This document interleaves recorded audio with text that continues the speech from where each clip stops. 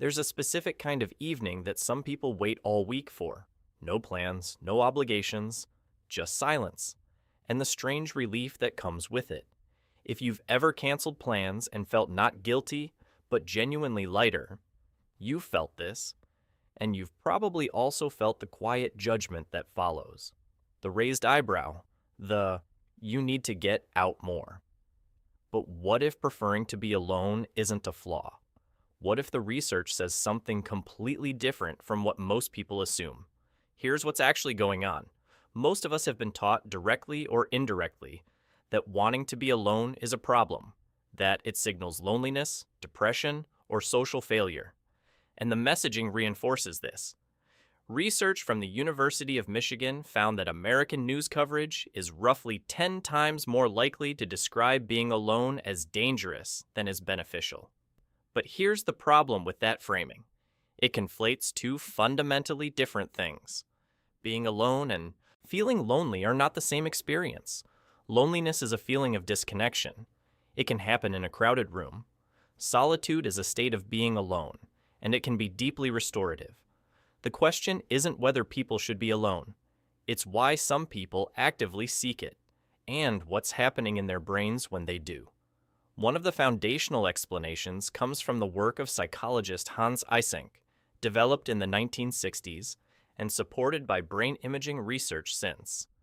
Eysenck proposed that introverts and extroverts differ in their baseline levels of cortical arousal, essentially how active the brain is at rest.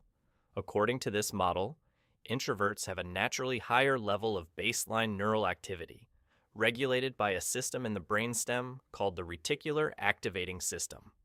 Because they're already running at a higher arousal level, additional stimulation, noise, crowds, social demands, can push them past their comfort threshold more quickly.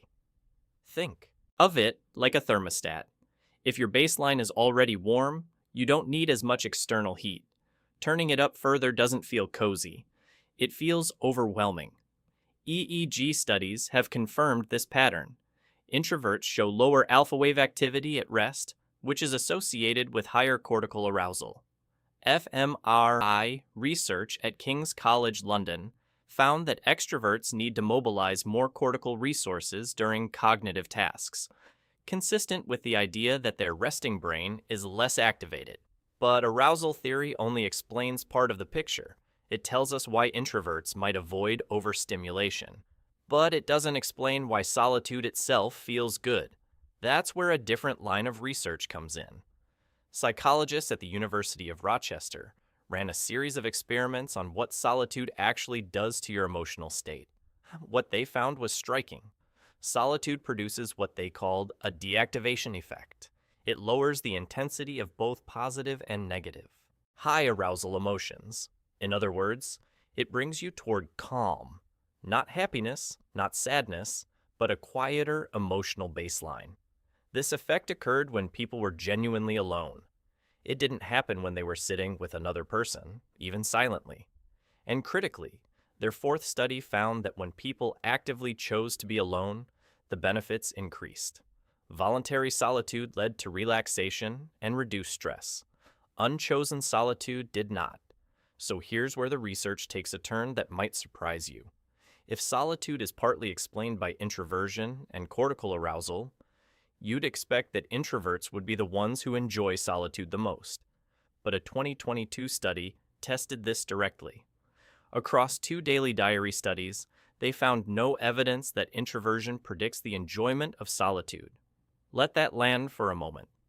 The assumption that introverts like being alone because they enjoy it, one of the most widely held beliefs about personality, was not supported. What did predict it? A trait called dispositional autonomy, a person's general tendency to act from their own values and sense of self, rather than from external pressure. People who were more autonomous enjoyed their time alone more, regardless of whether they were introverted or extroverted. Some researchers suggest that introverts may prefer solitude, not because it feels good, but because social interaction feels more costly to them.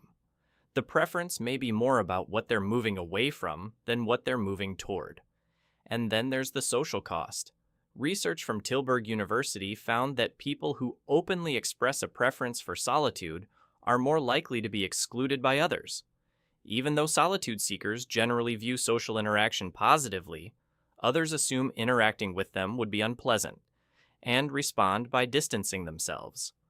This creates what some researchers call a solitude preference paradox. The people who most benefit from time alone may face interpersonal costs for seeking it. A 21-day diary study published in Scientific Reports found that the well-being picture is genuinely mixed. On days with more solitude, people reported higher loneliness and lower satisfaction, but also less stress and greater feelings of autonomy. The negative effects diminished or disappeared entirely when the solitude was freely chosen and didn't accumulate over consecutive days. So the critical variable isn't how much time you spend alone. It's whether that time is chosen and whether it's balanced over time. Here's what the research actually shows. Preferring solitude isn't a personality flaw or a sign of social failure. It's a regulatory pattern, shaped by neurobiology, driven by autonomy, and misunderstood by a culture that frames being alone as being broken. The critical distinction isn't introvert versus extrovert. It's chosen versus unchosen. When you actively choose solitude, not as avoidance, but as a genuine need, the research consistently links it to calm, reduced stress, and emotional regulation. Knowing this won't change whether you need more alone time or less, but it might change how you think about needing it at all.